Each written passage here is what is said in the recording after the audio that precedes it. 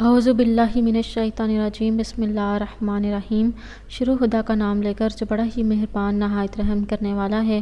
السلام علیکم ورحمۃ اللہ وبرکاتہ۔ تمام سامعین کو ہمارے چینل کی طرف سے خوش آمدید۔ مجھے امید ہے کہ آپ سب لوگ خیریت سے ہوں گے۔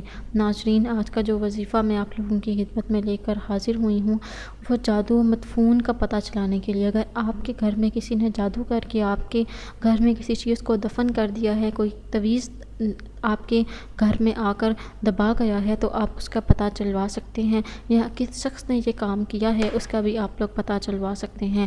اس پتہ چلوانے کے لیے آپ لوگوں نے ایک چھوٹا سا عمل کرنا ہے۔ اس عمل کو کرنے کی وجہ سے انشاءاللہ تعالی آپ کو اس شخص کے بارے میں پتہ چل جائے گا، اور کہاں پر آپ کے گھر میں جادو دفن کیا گیا ہے آپ کو اس کا بھی پتہ چل جائے گا۔ دوستو، وظیفہ بتانے سے پہلے میری آپ لوگوں سے چھوٹی سی درخواست ہے کہ آپ میری اس ویڈیو کو لائک ضرور کیجیے اور اپنے دوستوں کے ساتھ شیئر کریں۔ شیئر آپ لوگوں نے اس نیت کے ساتھ کرنا ہے کہ یہ ویڈیو آپ لوگوں کے لیے صدقہ جاریہ اور رسالے ثواب کا ذریعہ بنے گی۔ دوستو، ہو سکتا ہے کہ آپ کے ایک شیئر کرنے کی وجہ سے کسی انسان کی بہت بڑی پریشانی یا مشکل حل ہو جائے۔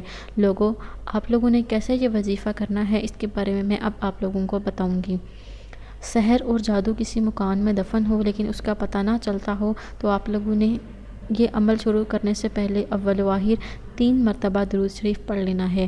3 مرتبہ درود شریف پڑھنے کے بعد آپ لوگوں نے سورۃ الانفطار کو 1 مرتبہ بوضو ہو کر پڑھ کر تازہ پانی پر دم کر کے اور پورے مکان کی دیواروں پر چھڑکے انشاءاللہ تعالی حواب کے ذریعے آپ کو معلوم ہو جائے گا کہ فلاں جگہ جادو دفن ہے، اور کوئی جادو اس کو نقصان بھی نہ پہنچا سکے گا۔